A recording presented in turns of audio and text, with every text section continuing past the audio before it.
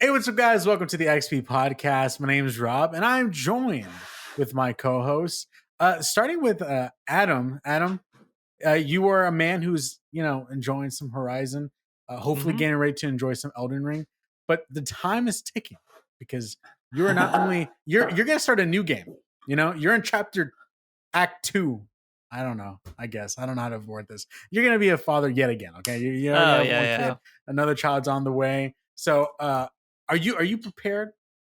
And I'm just For sacrifice a little bit in regards to the gameplay, or is having a baby perfect time because you take care of them at night, hold them, and play at the same time?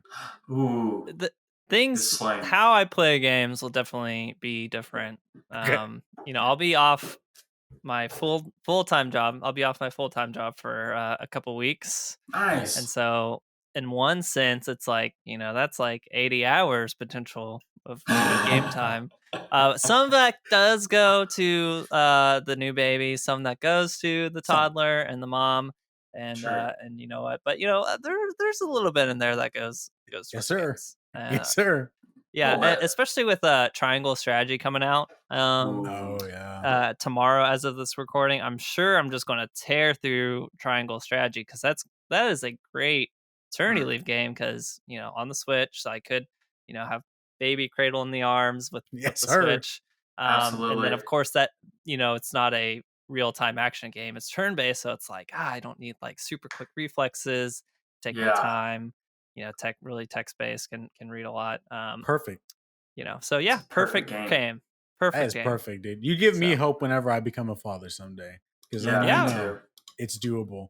yeah. Our other host. Oh, go for it. Finish I what you mean, guys we got. can go on about this forever, but like, and 2020, 2021, I had a kid both those years, and I beat Oh yeah, 20 totally forgot. plus games both those years. So Yeah. I mean, two kids changes things a little bit, but Definitely.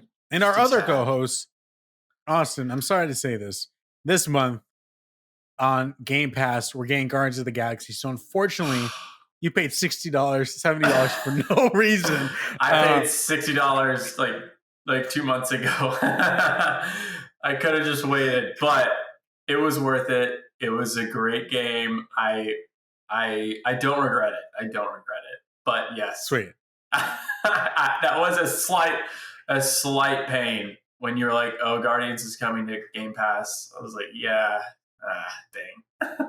It's sad, dude. And that's the trouble. I don't want to get too deep into it, but you see, that's the thing with now for you, Austin. The next time you want to get a game, you're gonna be like, should I wait? Because it's probably gonna come to Yeah, Game Pass. You know? yeah. I It's mean, So but so that's how it weird. is. That's like true of sales, very true. Yeah, that's true. Yeah, like, That's true. Yeah. That's true. I mean, the writing was on the wall when Square Enix did say they were not happy with the sales of Guardians. Yeah. So it is just here or there. depends. Like Elden Ring isn't going to be on Game Pass anytime soon. No, I don't not think. for the next 10 years. But I think we could have predicted Guardians of getting a Game Pass relatively soon. So Totally. I should have just predicted that. But like I said, you know what? No regrets. It was a great time. yeah. It was worth. I'm glad I could support them with my $60. Totally. And it was those- a gift. It was a gift. It was a gift card. That's so I true. didn't even buy There it. you go. That's true. That's true.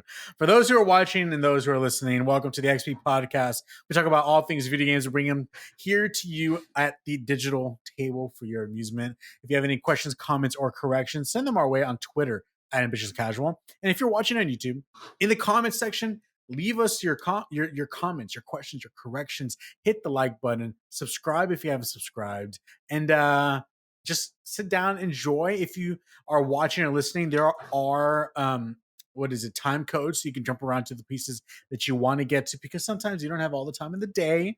Maybe you're a dad or a mom or a college kid, or I don't know what it is, but you utilize those timestamps. They're there for you. So without further ado, I'm going to get right into our side quest and start talking about some quick news that we have. And before we hit the news, though, I want to talk about a movie that came out recently real fast. I have another podcast called Press Play that you can also find on the Ambitious Casual YouTube channel and on podcast feeds. And I did talk about this movie there a little bit and I want to cover it here because this is a gaming central podcast. And Uncharted is a game, and the movie was obviously adapted from the game. And so I just want to just real quick my top thoughts about the movie. I went in with zero expectations. The development for this movie has been all over the place and struggling with finding directors. I think it was solidified that Mark Wahlberg was going to be Drake at the very beginning when he was first announced. And somehow throughout the process, they just made Mark Wahlberg Sully, who is the older character, and then brought in Tom Holland to be Drake. I think it must play perfectly with the fact that Tom Holland was just blowing up with Spider-Man through all of it. But I just want to let it be known that Uncharted is not a bad movie. I think it was actually pretty good. I think it actually surprised me, to be quite honest. Wow. The acting is not too bad. I think it's not too bad. Tom Holland and Mark Wahlberg, they do a good job. I think they're banter back and forth. They got great actors. So yeah, they did, and they even got Antonio Banderas to be the bad guy. Ooh. So they went a safe route. They went the safe route. What's up, Adam? Just saying, lots of great actors do terrible movies because they pay a lot. That's very true. That's very true. I will say it seemed like on set, it was almost like, Tom, if you're gonna do this, you need to make sure you do it this way because this is how Nathan Drake would do it. So like, if you jump in the water, make sure you jump in the water like this because that's how Nathan Drake would do it. If you were to climb or even jump, make sure you jump like this because this is how Nathan Drake would jump. Like the whole flailing your hands and everything like that. Like he had to do it all every single time. And and I'm not gonna lie, I was like, that makes sense. Like I get what you're trying to do. You took the safe route by making an action national treasure-esque kind of movie with the biggest actor in Hollywood right now, Tom Holland. And so it made sense. And honestly, I think it did all right. I think they did what they went out. They achieved what they wanted to do, and surprisingly, beat all odds. And is a very successful movie, still making money, and is a big hit for Sony Pictures and PlayStation Productions as a whole. So I think it's good for the medium in regards to PlayStation Productions because that means there's promise and the shareholders are happy to go fund more of these productions. I want that Ghost of Tsushima movie by the director of John Wick to be really, really good. So clear something up for me on that one, though. I would have sworn that movie was already confirmed, announced, but then I'm seeing people talk about it like it's not. Ooh. I think so. I think it was announced in the same way that how do I say this? It was announced the same way that Uncharted was. Like Uncharted was talked about, like it is in development, and then it took COVID really delayed a lot of it, and so it's been so much time from the fact of when it was first announced, and then from the time it came out. I will say props to Sony because they could have cut this at any point in time within the past couple years, but they stuck it through and they still did it. And I think that's the same story for Ghost of Tsushima, Adam. I think they nailed down the director, but everything else other than that, I'm not quite sure they have set in stone yet. I did see some people say that Daisuke is going to reprise his role as Jin. If he does that, that would be awesome. Please do that because Daisuke just did a phenomenal job acting as Jin, man. It's like get him swole, get him beefed up. Let's go. He's awesome, dude. He's really, really good. So I hope they go with that. And this just means more things. Last of Us TV show. I'm not worried about that. HBO has a level of quality to it for all their products. So I trust that that's going to be good. I think this was good on the movie side, though, because that means PlayStation Productions will fund even more movies. And I know that the director for Uncharted, Ruben Fleischer, is now going to go on and direct a Jack and Daxter movie as well. So we'll see how that goes. Supposedly Tom Holland wants to be Jack. I saw it. Yeah, I saw it.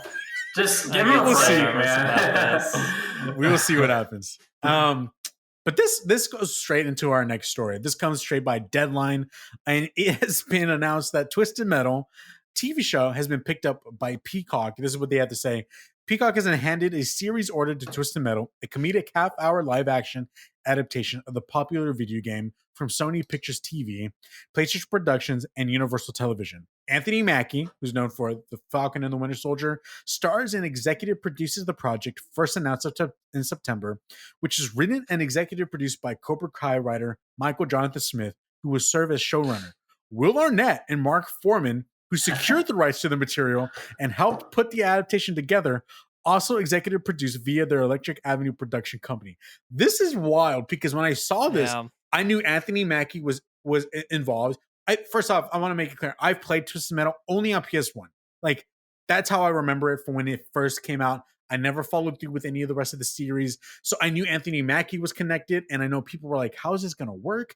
It wasn't until I read this article and I saw Will Arnett helped bring this to fruition. I was like, sign me up. I'm going to watch this. Well, I love so Will Arnett. funny. I think he's the funniest guy. I think it's a good idea to go the route as a comedy series of a milkman in like a post-apocalyptic world. And Anthony Mackie's playing John Doe, who's the main guy. So I'm really excited. Adam, do you have any connections to Twisted Metal? What are your thoughts on this? Do you have any thoughts at all? I think my closest connection to Twisted Metal is having played Destruction All Stars. Oh my God. I remember your game of the year that year, right? Yeah, I think so. Game of the decade, Totally. even. Yeah, Game of the honestly. Totally. Game of our lives. Still play it every day. Biggest impact. It was just as big as an impact as Breath of the Wild, some say. Oh, yeah. At least. Most definitely. Austin, I don't know if you have any connection to Twisted Metal, but the fact that Anthony Mackie, Will Arnett, like there's a back into this TV show. Does this bring any kind of interest out of you to watch it? I mean, I like Anthony Mackie. I like Will Arnett. I'm excited to see them behind this title. I know I don't really have any other connection to Twisted Metal. Never played it. I always looked too scary as a kid. I was like, I'm not even touching that. That's just too much. So, I don't know. We'll see. I'm excited. So many video game shows and movies coming. Halo. No kidding. Twisted Metal. Sonic 2. Sonic 2. Oh, yeah. Benjamin Schwartz. Everyone says I look like Benjamin Schwartz, by the way. You do. The John Ralphio. Anyways. Yes. Yeah. Enough about me. And there's also a Knuckles TV show coming to Paramount Plus with Idris Elba continuing the voice acting as Knuckles. So that was also nice. So it's like there's pirates happening. I mean, Westerns were a thing. Superheroes were a thing. Now, like video game movies are now becoming the thing, So it's just going to continue going in a cycle. And I'm just hoping we get more good than bad. I'm really hopeful for this Halo show. There's some questionable things about it, but I'm hoping it's good. Same thing for this. Same thing for the Last of Us TV show. Like, I just hope it's all good. That's all that I care about. Totally. Moving on. Adam, we got some rumors that sparked up within the past couple months that this comes by way of Forbes. And I kind of went with Forbes because they had a better breakdown on how this stuff worked. But there's PlayStation Spartacus rumors. For those who do not remember, Spartacus is kind of like PlayStation's answer to Xbox's Game Pass. That's what Jim Ryan has said, that they have an answer to Game Pass. This is what's been rumored. So here's what they have to say. The existence of the service, Project Spartacus, was originally reported by Bloomberg, but now GameSpeed is reporting specifics, including exact features and pricing. And this is what they have.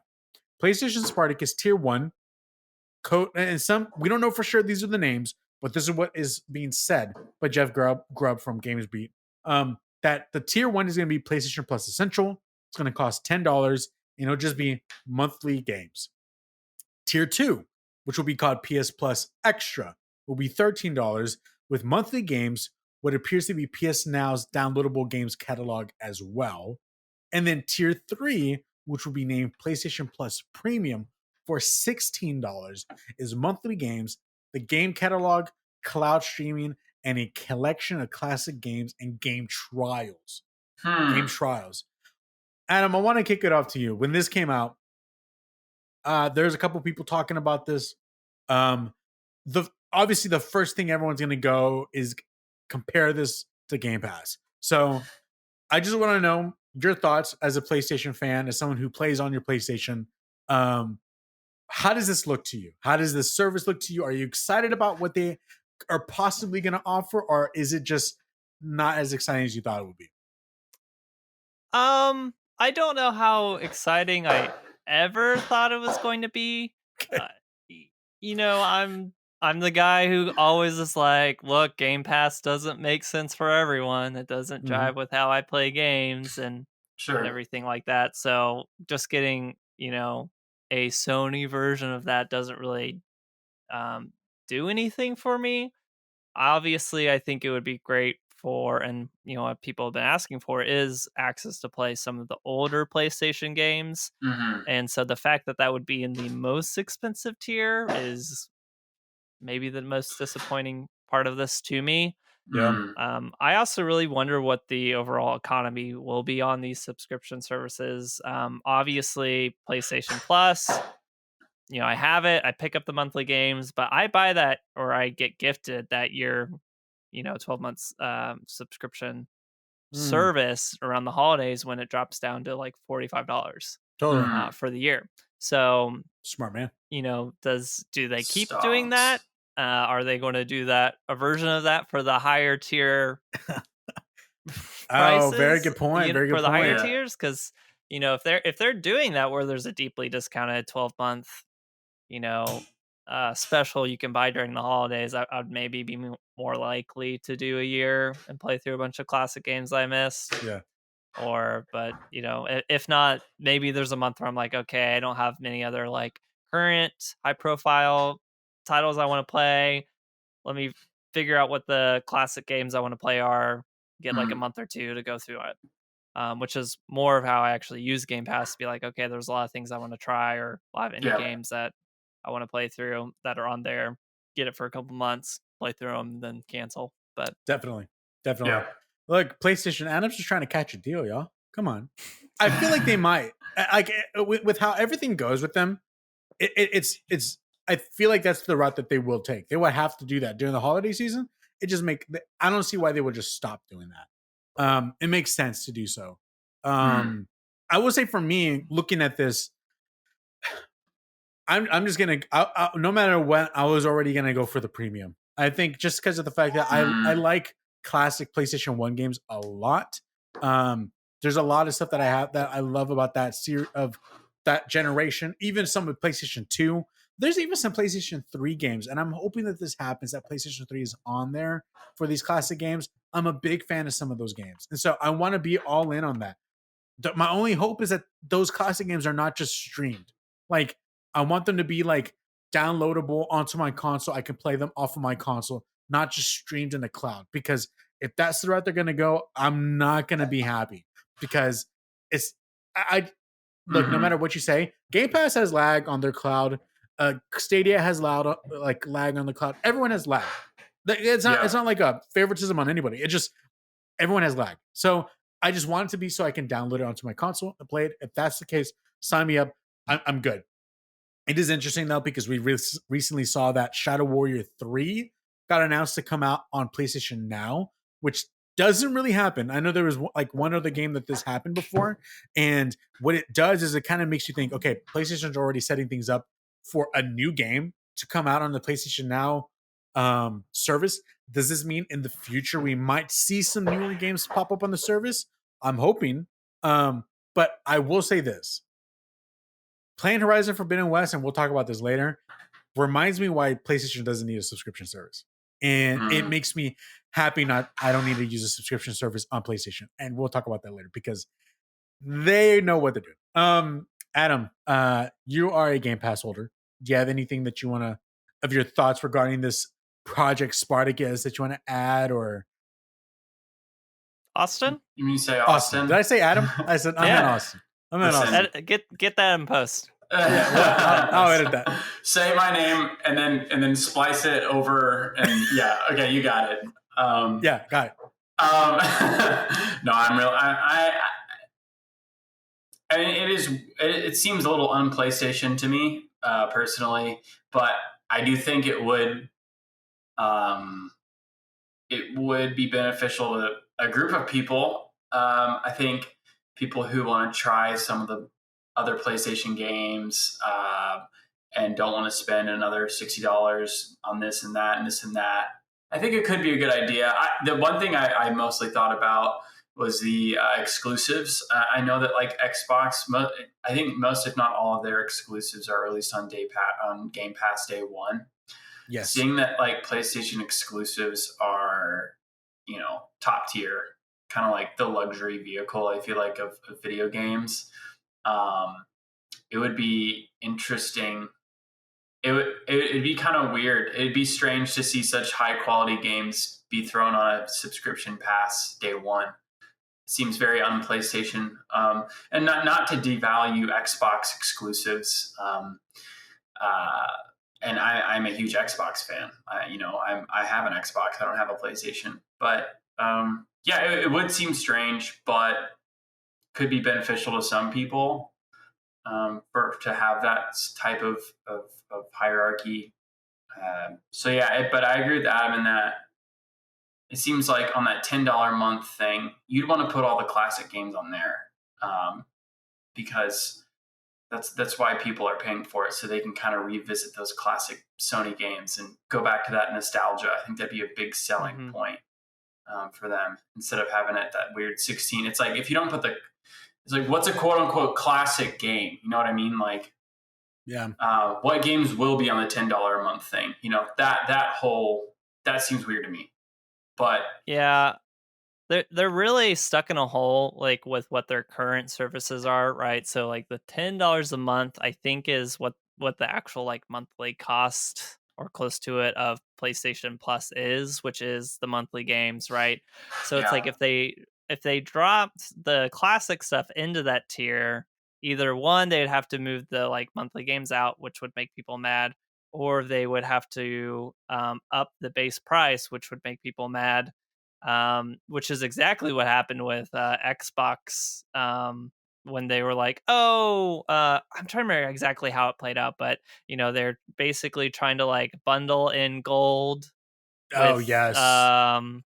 I remember, and whatnot, Ultimate, and it was like, so they were increasing the price, but it's like, people were like, well, but this is also what we need for online multiplayer. What gives? And they're like, you know what? Okay, fine. Like, we're keeping gold, and then on top of that, we're also making multiplayer free. And so it's like, they like shot themselves in the foot, and PlayStation's like, we don't want to do that, so we can't mess with what our lowest tier is. And we can't mess with what our current like offerings are in terms of that. So it's like, well, you know what? There's a lot of people who say they want to play these classic games, and so if they really mean it, they're going to, or if they really think that they mean it, they're going to come in on this highest tier, and then we're going to see them not even use it, and then we still collect at the higher amount, right? And so it's kind of like, we really didn't believe people wanted this to begin with, so putting it at the highest tier doesn't hurt anything. And it's like, if we were wrong and they actually really want it and they're going to pay that much for it, then we make money. So win-win-win. Yeah. And I will say, I think PS Now was $10 a month, and as well as PS Plus being $10 a month. You can now get both of them for $13 a month, which is kind of a deal, to be quite honest, because you are getting games on PS Now, like, that are a forever rotating catalog. Like, I just want to let this be known. PlayStation has always had a Game Pass. That was PlayStation Now. It has always been a catalog of games rotating. It just was never as big as Game Pass. And they've had it way before Xbox had it. Just no one really utilized it. And so they had to rebrand it a bit, put it together, put it like this, which I'm also remembering PlayStation 3 games are on PlayStation Now. So classics will have to be everything PS2 back. Yeah. So not to say that they had every PS3 game, but they did have some PS3 games. But they were all streaming only. Correct.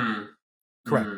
So hopefully that changes. That is the big factor in all of this, is that it changes. I need that to change. So yeah, we'll wait and see. Hopefully this gets announced this month. That's what a lot of the rumors have been saying, that this month is the month that they're going to start rolling it out and even officially have something to say about it. But moving on to our last side quest, let's talk about some Pokemon. All right. We recently got to see Pokemon Legends Arceus, and it's been blowing up. I've been loving the videos I've been seeing on Twitter. It is the funniest thing ever to see just some of the craziest things that happen in that game. But out of the blue, we knew that Pokemon Presents was going to happen. I think it was due to everything that was happening with Ukraine and Russia. That they didn't push it as advertising. I think they said that because they didn't want to like make it seem like we're making this fun thing during this very serious time. And so it just came out silent. And some things were announced. Now, I'm going to try to go through this real quick because there's a lot that was announced. But we're getting Generation 9 Pokemon Scarlet and Pokemon Violet this year. An open world Pokemon game, the same year that a open world Pokemon game released at the beginning of the year. It's unbelievable. This is what Nintendo Life has to say. Unlike spin-off Pokemon Legends Arceus, Pokemon Scarlet and Pokemon Violet reverts back to the series practice of offering 2 versions of the base game. It's also been confirmed that the outfit your character wears varies depending on which version you're playing. Your boy is going to be getting Scarlet because they wear striped shorts, dude. They look tight. Ooh, it goes on to say that according to the Pokemon Company, Pokemon Scarlet and Pokemon Violet will see the series take a, quote, new evolutionary step, allowing you to explore freely in a richly expressed open world. Various towns blend seamlessly into the wilderness with no borders, adds the Pokemon Company, which means this will most certainly be an open world adventure. Quote, you'll be able to see the Pokemon of this region in the skies, the seas, the forests, on the streets, all over. You'll be able to experience the true joy of the Pokemon series, battling against wild Pokemon in order to catch them, now in an open world game that players of any age can enjoy. And then they also go on to say that trainers will once again have the choice of 3 starter Pokemon, Grass, Fire, and Water, that being Sprigatito, Frikoko, and Quaxley. And then this is also scheduled to release on Nintendo Switch later this year. I'm so hyped. I'm a Pokemon fan. I'm a Pokemon fan through and through. I have not beat Legends Arceus yet. I mean, guys, Forbidden West and Elden Ring, come on. Yeah, I plan on playing that game. I plan on going back to it whenever I'm done or in between things. So I've been enjoying it. I've been liking it. But I think I told this to Adam. I forgot who I said this to. It is not an open world game. And I don't think they ever really advertise that, to be quite honest. It is one of those games where there's big open areas, but it's not open world. You have to travel to these different areas through load screens in order for you even get to that. What's exciting about Scarlet and Violet is that it is an open world game, seamless. There's not going to be any loading going from place to place. Like, it's all going to be open. And so that makes me excited. These starters look dope. I like them. I think they look really, really cool. And the first time in a while, I'm really excited. I don't even know who to choose yet. But I'm thinking about that duck. That duck has something going on. It's got some hair. There's something going on with that Donald Trump duck. But I will say, it's been also said that the game is taking place in an inspired area, like inspired by Spain. So I'm excited. Everything about this game gets me excited. I'm hyped. So Adam, are you excited? Are you thinking about picking this up in the holidays for Christmas? I actually am thinking about picking this one up, which is a surprise unto myself. Wow. I've had a hard time getting back on the Pokemon wagon, and it always sounds really appealing in theory, and then practice it just doesn't work out. But I think this is the time. My toddler, very into cats, very into the color purple. So I'd pick up, Pokemon Violet. There we go. Choose Sprigatito. Sprigatito, the little grass cat Pokemon, and I think we'd have a good time. And I don't know, but we'll see. I've been loving all the memes about this thing, dude. People being like, I swear to God, if that cat walks on 2 feet on its final evolution, because every single 4-legged animal stands up on its last evolution. It always happens. That's how they get the height, man, Exactly. They got to get big. Except for, Venusaur back in Gen 1. And Tortuga. There you go. Yeah. And Tortuga, Generation 3. Austin, anything about this get you excited, or do you have any thoughts on this? Listen, I don't play a lot of Pokemon. All right. I'm really excited for all the Pokemon fans out there. I'm hyped for you. Don't think I'll be getting this one, and that's just where I'm at. All right, but that's how it goes. But listen. If I do end up ever getting a Switch, which, by the way, I got another job, So big boy job. Congrats. So that's now maybe in the future. There we go. So if I do get a Switch and maybe I will just at 26, 27 on Sunday, by the way, birthday is March 6th. At 26, 27 years old, maybe I'll begin my journey in the Pokemon franchise. So we'll see. Who knows? Can never start late. You know what I'm saying? My That's letter right. never came from Hogwarts. Exactly. All right, guys. Well, let's move on to the main portion of the show. We're going to talk about some games that we've been playing. Two of them in particular. Big games of this year. Already kicking off 2022. And I want to start off with Horizon Forbidden West. It's the oldest of the bunch. Elden Ring is fresh. It is very fresh. It just came out a week ago from the time of this recording. So I want to start off with Horizon Forbidden West, made by Guerrilla Games, a PlayStation first-party studio. And I want Adam to start up, but before I kick it to Adam, I just want to say, I with all this hype for Xbox, which I'm very excited. I mean, I have an Xbox Series X. I'm excited about everything Xbox. With all this hype for Xbox, it was kind of looking a little like sad on PlayStation side a little bit. I'm not gonna lie. For a time, Activision being acquired and then people being like Bungie's like the answer or whatnot. I don't know. It just looked a little bleak. And then Horizon Forbidden West came out, and just all worries just flew away. And I was just reminded why PlayStation is where they are. Adam, I want you to start off. I want to know, how many hours are you into Horizon Forbidden West? We're not going to do spoilers, obviously, but do you have any idea how many hours you're into, and how are you feeling about Horizon Forbidden West? I have no idea how many hours I'm in. I could probably look it up with some time. I'm only level 16. Okay. For context. Okay. I'm not going like 100% completionist, but like semi-completionist, or at least for the first area, kind of 100% of it now, like kind of not, I don't know, not going to every single question mark, but kind of like, correct. Oh, I did a main quest. Now I'm going to just kind of piddle around and do a couple side quests, a couple salvage contracts, go back to the first area and do a thing I couldn't do before. So I'm kind of taking my time with it. I'm sorry, the other thing you asked was just what are my impressions, thoughts so far? Top level, what are your thoughts on Horizon so far?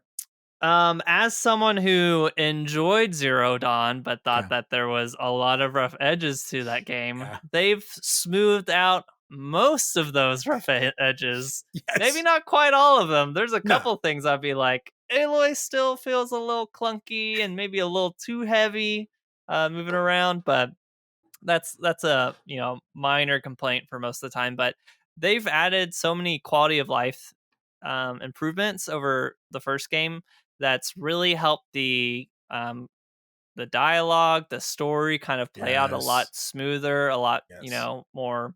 I'm not being taken out of the game as much as I was in the first one because of clunky transitions or bad facial renderings. When you go from a cutscene where it's like highest rendering possible, break out the cutscene, but you're still looking at their face and you're like, ugh. The character model that just like, I don't know, was using a third of the pixels it was using before. And so there's a lot less of those things happening. In fact, the dialogues in general are much more dynamic in just how the characters emote, how they move around, how the camera frames, more than just like, the square box that you get of us on the video, right? It's actually like taking into consideration more things in the background, other people that are nearby that hop into the conversations and hop out. And the world in general just feels so much more lived in. Yes. And so much more like there's stuff going on, whether you're there or not. Like even the first area of Chain Scrape, I'm like, this is an actual town. Like it's an actual town with like local town politics. And it's like, man, just how much more developed the world is and the lore of the world is incredible. And then, the best things about Zero Dawn, I think, were, the promise of hunting machines and and kind of like stripping them for parts and targeting weaknesses and changing your weapons, and they've improved on all that too. Yeah. It's easier to identify the parts that you need. They make Yes. the economy around it so much more enjoyable, where all the parts actually do something, generally speaking, and you actually need them for like upgrades and whatnot. And Hmm. then I mean, no, I don't know. It's just so much better. I've been focused a lot on melee combat, which is highly improved over the first game because you can unlock combos and like cool moves where you like jump off of machines and then like Yeah. do your slow down arrow. And I'm just Yes. enjoying it. I'm enjoying it a lot. I've hit maybe I think what is like the first major like plot twist moment. Hmm. And so Okay. I'm like, where does it go now? I don't know what this means for the story of what is Yep. happening, but Yep. it's pretty great. It's I not yeah. it's not perfect, but it's pretty Right. great. It's amazing. I get a feeling like I know where you're at when you talk about this plot twist, but my top levels are Gorilla flexes 3 times. And the game starts off, it's a pretty long intro, and I know Adam has told me off the podcast that he kind of didn't really like it all too much. But I not that I enjoyed it, but I needed the recap. Could they have done it better? Most definitely. I think what's interesting is that, and I'm not even getting to the flexing part. I guess I'm going off topic real quick. Um, the game relies so heavily on the SSD on the PS5. When you're playing, and go check out Digital Foundry's breakdown. They do such a phenomenal job breaking everything down.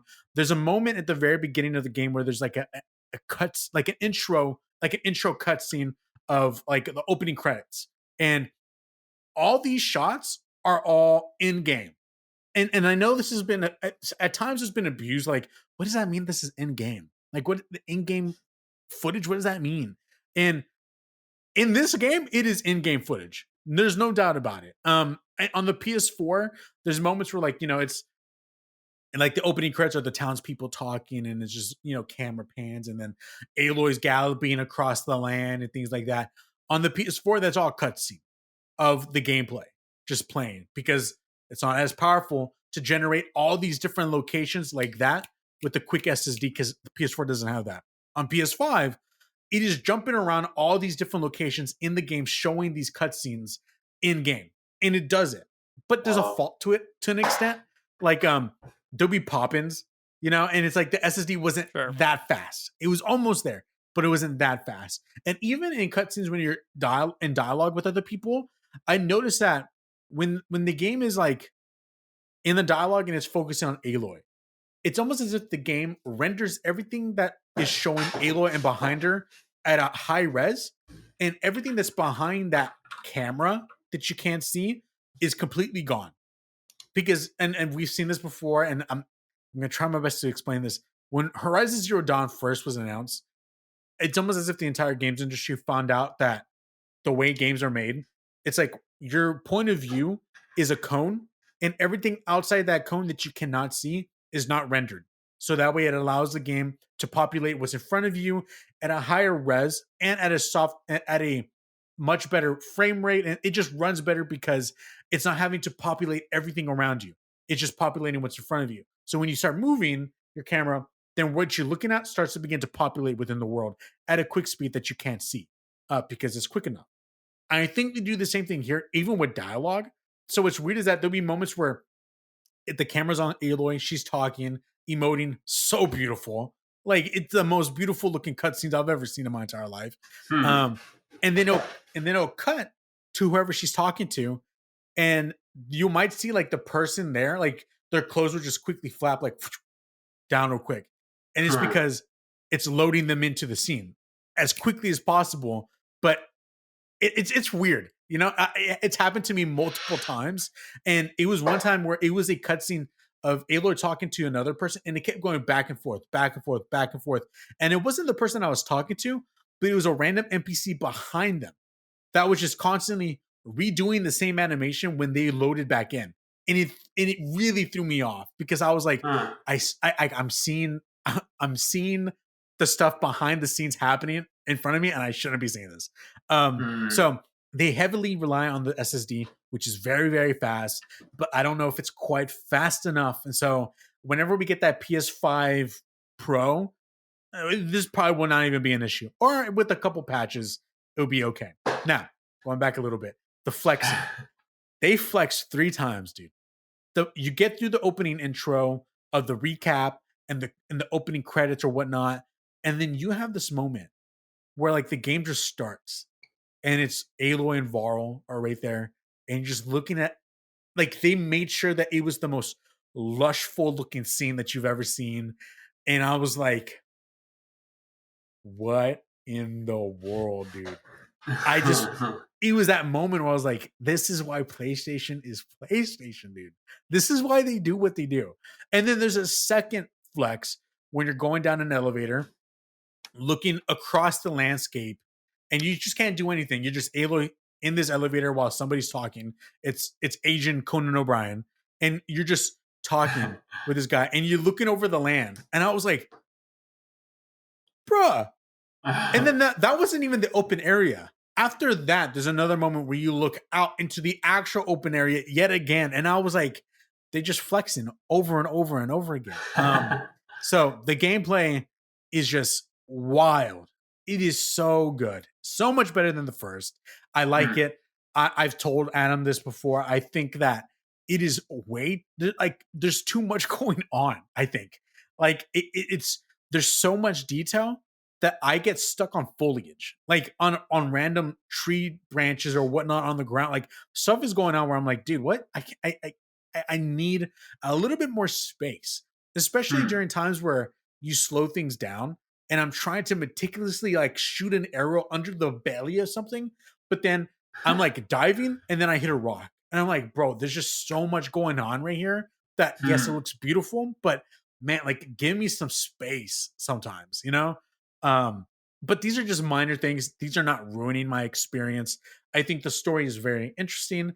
I've gone to a point way past where Adam's even at. I'm 31 hours in, and I'm way past where Adam's at, and I'm intrigued. I'm in.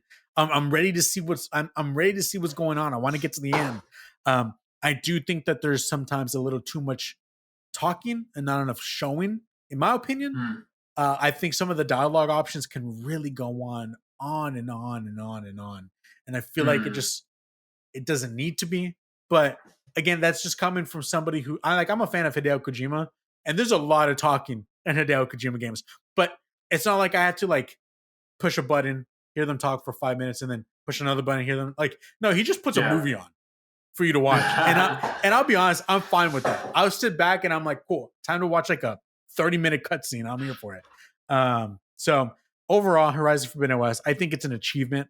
Like, and I know there's like haters going around being like, Aloy has hair on her face. Well, that's not how a woman should be. I'm like, bro, you don't know the human anatomy. The amount of detail that they have in this game is unlike anything I have ever seen before in my entire life. The detail is absurd.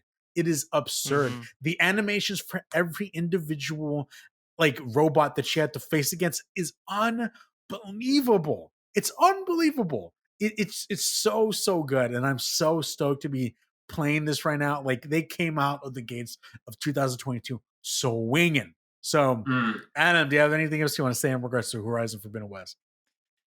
Oh man, I guess not this time. I'm assuming that I'll talk about it on the next podcast because I'll have just finished it with even that. Yeah, I don't know. I mean, it's just really as good. Their machine designs are just incredibly inspired. The move sets of those machines is incredibly, inspired. Just because like I felt like the first game, a lot of the low level enemies, I was like, they don't really do anything. Well, it's like the base enemy in this game, like the burrower, it'll mess you up. Yes.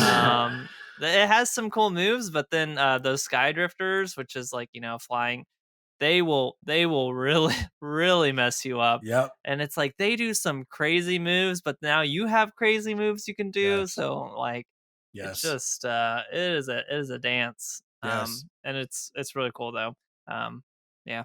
You're missing out, Austin. Come on, man. Come on, Austin. Venmo, Come on, Austin. My Venmo's in the description. If anyone wants to send me a cool 500, then I'll get me a PS5 if there's one in stock. If there's one in stock, yeah, totally. Yeah, definitely. Whenever I get a PlayStation, I mean, that is on my radar for sure. You know, that and Bloodborne. I just can't. I can't. Yeah. I just want to end off on just the fact that this is like Guerrilla just really solidified their position within the lineup of first party developers. Like, yeah, they were great for Zero Dawn, and before that, they were known for Killzone and whatnot. But man, this really cements them as like an important studio for PlayStation. And the potential that Horizon has. There's a VR game coming out. You know, it's with them and Fire Sprite working on it. Call of the Wild. I'm excited for that. Horizon Forbidden West has all the DNA to be like a multiplayer Monster Hunter game. It is in the DNA, man. It's there. And there's and if you've seen the trailers, you've seen it. There's like this huge serpent enemy. Dude, I just don't know how they can do that. I just don't know how they're able to do it. But they're able to do it. So you know what they actually really need to do? What's that? They need to do some Horizon novels. Like seriously, like graphic novels. No, like novels, like what Halo got. Like this universe is so expansive. Like you get some novels out of the like point of view of Silence. Like you do like some novels set in like the previous Sun King's reign. You know, when it's like a tyrant. Like I mean, you can do one from Aloy's perspective too, or very good point. You know, maybe some other groups of people. Yeah, who are spoilers to mention. Definitely. Very good point. Well, I mean, that's the thing about like any sci-fi universe. It's like a good one can really spawn out some successful, deep, lore-rich novels. Like we have a lot of Star Wars novels that are, you know, well, high regarded, and I think that Horizon is a good universe for that. Yeah, I agree. Absolutely. I agree. Absolutely. There's a lot of potential there. And we'll continue playing. Hopefully by the next podcast. I mean, I should be done. Both Adam and I probably will be done. Well, hopefully we have more to say on that. We'll see. Check in on the next episode. But let's move on to the next game that we want to talk about. And I'm gonna throw this one to Austin. And before he jumps in, we're fresh off of Elden Ring. Just came out a week ago, like I said. From the time of this recording, From Software, man, it is. There's not a developer out there that I'm like. There's so few third-party developers. And I'm like, you are the stuff, you know. And From Software is the stuff. From Software, known for Dark Souls, Demon Souls, Sekiro, Bloodborne. Like they are known for these hit games. All of them are very Souls-like games, methodical. I'll be honest. Well, actually, I'll get on that later. They are tough. Yes, very tough. Austin, couple questions. Yeah. How far are you into Elden Ring? How many other From Software games have you played, and how are you enjoying Elden Ring? Yes, great questions. So I have currently played 16 hours, 47 minutes of Elden Ring. And let me start off actually by going in a different order in which you asked. So I have not been playing any of the Souls titles, honestly. I've started Sekiro, and it was really challenging and hard, and I was kind of just rage quit. And would revisit every once in a while and be like, ooh, maybe this time I'll beat this first boss. And then I would die a million times. And I was just like, this is silly. So anyways, but I was still really hyped for Elden Ring. And knowing that, you know, this is From Software, this is going to be challenging. I was still really hyped for it. A lot of the cinematics they showed and a lot of the gameplay that they showed prior to release, it's just a beautiful looking game. And that was, I think, I think that's just sort of what's been missing from Xbox. I mean, I feel like the last just like beautiful game was like Red Dead Redemption 2. Of course, Skyrim's beautiful in its own way. I mean, it's massive, open world, expansive, and the remastered Skyrim looks great, honestly. The most recent iteration of Skyrim, I should say. Mm-hmm. But I was definitely craving a sort of fantasy open world game, open world title. It was beautiful, and that is exactly what From Software provided. So, anyways, I was like, I'm going to wait a little bit. And then I was like, you know what? No, I'm going to get this game. So I bought it sort of on a whim. I was like, I'm buying this game. I'm going to play it. And this game like haunts me in the best way. Like, I can't stop thinking about Elden Ring. I'm like, and it's all, and it, of course your phone reads your mind now, and hears me say Elden Ring in the microphone, and then puts it in algorithms on my social media apps. So now my TikTok is just my free page is all Elden Ring tips and all Elden Ring gameplay. My Instagram is all Elden Ring. It's just an incredible game. It's probably like the best game I've ever played. And maybe that's just me on a hype train right now. I don't really know. That's awesome. But this game is incredible. It is very challenging, but like in the best way, like, and in a way that is approachable. Because, if something is too challenging for you, you can hop on your steed, Torrent, which is an incredibly designed mount. Just like an awesome, it's a horse. You can double jump. It's like a goat horse. It's incredible. It's my favorite mount I've ever played on. But it's the mechanics work so well. And, if you're having a difficult time, you can always just ride off, maybe go to an easier area, do a little bit of quote unquote farming, which I kind of want to get into in a bit. But, you can level back up and then go back to the boss. And it's a little bit easier. But it's still very challenging. You can still die in 4 hits, 3 hits, 2 hits, whatever. But I think the open world aspect, I think, is what has really made it super approachable for a lot of people, including myself. You're not set on a linear path to where it's like, look, you have to beat this boss. There's not a whole lot of flexibility there. It's like, you do have to beat this boss to progress the story, but you could ride off in the complete opposite direction for a long time and explore a completely other biome in the world. So I don't know. I mean, I could just go on and on about Elden Ring, but I've been loving it. For those of you who are playing right now, I started off with the Confessor, and mostly focusing on melee combat. And so a lot of my leveling up has gone to like strength, vigor, and then a little bit of faith as well. So yeah, it's just been so fun to like learn about all these stats, and a lot of these things translated from prior titles. So the community is really like coming together and like, hey, everyone who's new to these things, like this is what all this means. It's great. I love the multiplayer aspect to it. And I know this is in previous titles and stuff, but I love like reading messages all around the world. Like some are really helpful. Some are, not helpful and they get you killed. Try jumping. And it's like, don't jump, you'll die. Treasure below. Yeah. And it's like, but honestly, what I found, it's been mostly helpful. Try doing this, try doing that. So it's just a really unique experience. I've been enjoying it thoroughly. So as far as like where I'm at in the game, I'm still like where I would consider like the beginning part of the game, and I'm 16 hours in playing. Like I'm level 30 right now. I think I just hit level 30. Oh wow! And I got to Margit, I think is his name. I got to Margit, pretty quickly. I was like, okay. This is really hard. This boss is really tough.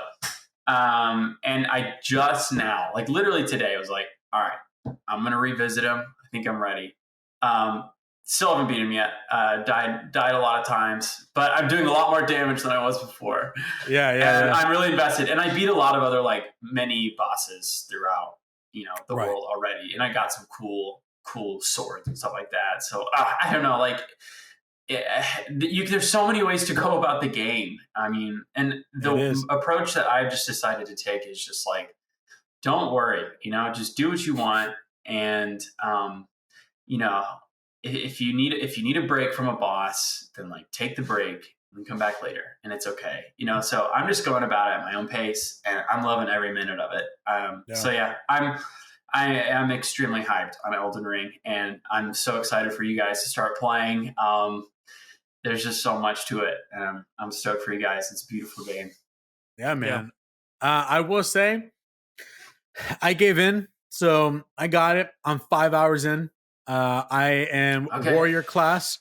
I just picked warrior class because I'm not gonna lie, they look dope as heck. I'm all about the looks, cool. Man. You look cool. You look as anime as heck. I'm gonna pick you, and they did. So Rob's gonna hold on to that level 1 armor for yeah. It's most tough of the game because it's like the level 1 armor for Confessor is like so cool, and I've yet to find armor that's cooler, but I found armor that's better, and I'm like, I don't like this armor. Exactly. Exactly. I finally got to a point in the game where I'm able to access the open world. Obviously, I have the Steed torrent, and I played Demon Souls, Dark Souls 2, Sekiro, Bloodborne. I've played all of those. Never finished any of them. I'll be honest. Never finished any of them. It just gets to a point where I get so frustrated, and then I give up, or I take so much time with it that something else comes out in that long amount of time, and then I just don't get back to it. So I told Adam, like, this is gonna be the one I finish. Man, From Software, dude, they're on a whole nother level with this one, man. And it makes me so excited to see what they can do with like a Bloodborne 2 open world game, dude. Like I don't know what they learned, but they've learned so much in the sense of how to make an open world. It is so good. I've never seen there's stealth in this game. There's abilities to hide in tall grass. I would never think From Software will give you that ability. But there's moments where I can, like, the world is alive in a sense where I'll be hiding in the tall grass, and these things are passing by, and I'm like, I swear to God, if I pop out right now, I'm dead. And I have 2,000 souls with me, or not souls, I forgot what to call them. Runes. I have like runes. There we go. I have 2,000 something runes with me. I don't want to lose this right now because I gotta pick up my strength by 1 point. And so I've been loving it. I've only been one boss, and man, that dude is like it. Which boss have you beaten? It's like the stone cat looking thing. Oh, I remember. I've seen that. It is the most. I walked in the door, and it just is this boss thing that it's just standing there. It's just stone, and so then its body just levitates and just moves to you. And I was like, what the? I was like, what's going on? And so man. Souls games bring so much anxiety out of me, but in a good way. Nuts. It's bleak, but there's just something about this game that I'm like, man, this is beautiful. Like it's Bloodborne, there were some moments where I was like, man, I have to go outside. I need some fresh air, dude, because this game is dark as heck. It is bleak. It is sad. Like I need some fresh joy in my life, Yeah, in Bloodborne, you're like walking down the street, and you can't even see the sides of the street because they're littered with coffins that are changed clothes, so the dead won't rise up and bust out to kill you. Exactly. And so, but there's a weird beauty to this game. Like, I mean, Austin, I don't know how many times you played, but there's so many times where I'm riding on torrent. And then I just have to turn around and look at the huge tree in the middle. Oh, I look at the tree all the time. I'm like, I still can't believe this. Yeah. This tree Is it the air tree? Yeah. The big one. The big old tree. It's that big old tree. The big old tree. It's just so beautiful. Like, look, the game is not as beautiful looking in regards to fidelity as Horizon Forbidden West. Nowhere near. But From Software has an art style. And it is out of this world. Like at the very beginning, you talk to this guy. He's like, you need to go up to this castle. Like that's where you need to go. He practically tells you this is the next part, and then you look up, and it's like the art direction is on a whole nother level, man. Like Yeah. you make these beautiful looking landscapes, and I know I went to this one area. I'm not gonna say what I did. I went to this one area that got me teleported to this entire other portion of a map that I didn't know existed. Like you Yeah. open the map and it's like this. And I thought, oh, I need to fill this up. I need to see what's going on here. I got teleported. This turned into this. And then Mhm. there's so much more that I know for a fact I'm not seeing. So Yeah. I know, Yeah. Austin, you said you're like 16 hours in and you're like, I don't think I've seen anything. There's people that are like 40 something hours in. They're like, I know for a fact I haven't scratched the surface. And I'm Yeah. like, this game is huge. And then I found so out that big. certain bosses or certain people come out in certain times of the day. Yeah. Bro, Yeah. it is unbelievable. And I'll be honest, when I'm on Twitter, when I'm on TikTok, anything Elden Ring pops up, I skip it because I'm Yeah. trying. I want to Don't be spoil it. surprised. Yeah. I used the guide one time, and it was when I got teleported, and I was like, Yeah. I don't know what to do. I was like, I have no idea what's going on here, and I had to figure it out. And it's great. I'm not against guides. Guides are, I mean, people need guides for these games, but I'm trying my best to discover everything in real time because I want to be surprised and all these secrets. And I know one of the newest trailers recently really showed off a lot of bosses, and I saw it. Unfortunately, I was like, man, I wish I didn't see that because there's some stuff in there that I wish I saw when I just started it. So either or. I'm just 5 hours in. I don't have a lot to say about it, but I'm so excited. I'm so stoked to go through this game, go through this journey. Adam, I don't know if we're going to be able to, but we need a co-op on this game somehow, dude. Yeah. PS5, baby, let's go. So, yeah, we'll set up like a group password so we can always just like jump into each other's games. Exactly. I don't know if it's crossplay. If it is, oh no, it's not. It's cross not cross form. No generation or whatever. Yeah, it's cross generation, not cross platform. So PS4 can play with PS5, Man, but Xbox, sorry guys, y'all have over fun there. I'll make new friends with Xboxes. yeah. Adam, you have Elden Ring. You haven't started it yet, right? I do have Elden Ring. I have my nice little steelbook case that was included with my pre-order. Godfrey, I believe, is who that is. By the way, I would watch some Vati Vidya lore videos because those are always fantastic on YouTube. Oh man, because it's like I want to know who that is. Hey, like, did you know the runes you collect are fragments of the Elden Ring? That's why they give you power. I didn't know that. Yeah. That's huge. So lots of interesting totally stuff. missed that.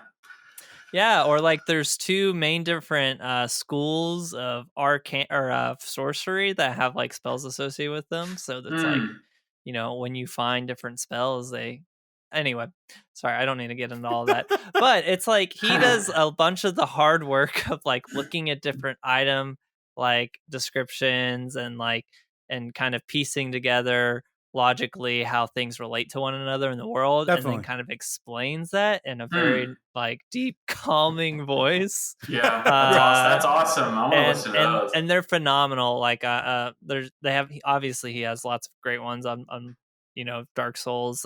He doesn't actually have as much Bloodborne content as I thought he would, but he does have some stuff, and it's really crazy. Just like how much of the world lore is written, but they're like, we're not going to shove it in your face at all. It's like there if you want to interact with it, and if you don't, like, you can just run around and hit things, and that's fine too. Yeah, and they kind of let you play it your own way. But nice. Yeah, we'll go check that guy out if you guys need any help. Austin, is there anything else before we just end off in regards to Elden Ring that you want to add, or are you good? I'm calling it Game of the Year. Wow. Calling it now. Game of the Year. Let's go, dude. Let's go, man. It is making crazy numbers right now. It's crazy numbers. So let me wait. Oh, dang it. I forgot where it went. I had an article pulled up. I think it was the one you guys sent, and it's already doing like sold more in the first week than, Cyberpunk and a lot of other titles. Even Forbidden West. Forbidden West. Yeah. It's doing really well. But it's also across multiple platforms, so it's easy. It is, but typically the Souls games are like for not a very small, but for a subsection of gamers in terms of like the type of game it is, Definitely. that this is still a very impressive number from Yeah. that It standpoint. is. It is. Yes. So that's what's crazy about all Stoked. this. All right. Well, before we sign off, Austin, I know you got to get going. I'm glad that we were able to cover Horizon Forbidden West and Elden Ring together. Adam, is there anything that you want to touch on before we go? Or are we good? We good to go? I think we're good to go. We're good to go. Awesome. Well, guys, thank you for joining us yet again for level 26 of the XP podcast. I was not here last episode, but thanks to Adam and Austin, they were able to hold down the fort. Had a great episode. So if you guys missed it, go back, check it out. Level 25 of the XP podcast. I also have a movie podcast called Press Play. We just reviewed Blade Runner, so it's already on the YouTube channel, the 1982 film. So go check it out if you guys are interested. And we do talk about a couple other action movies and TV shows at the very beginning of the entire show. So check that out. Have some fun. Press the like button. Rate the podcast on your podcast service of choice, and subscribe to the YouTube channel. Until next time, my name is Rob. This is Adam and Austin. This is the XP podcast. We'll see you next time. Peace out. See ya. Bye.